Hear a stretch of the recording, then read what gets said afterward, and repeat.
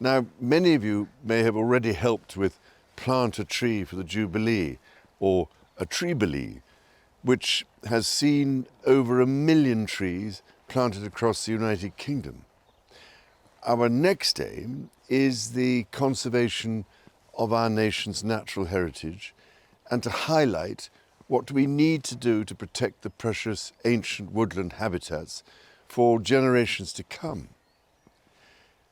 Now, I believe it is absolutely vital that we do our utmost to nurture our historic inheritance through careful management and, in the case of the woodlands, that we can expand them and link them to other natural features like our hedgerows.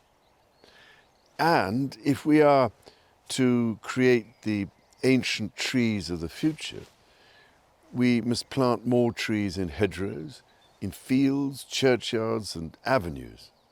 Furthermore, I would suggest that some of those planted should be propagated from today's ancient trees, thus helping to preserve their unique provenance and heritage.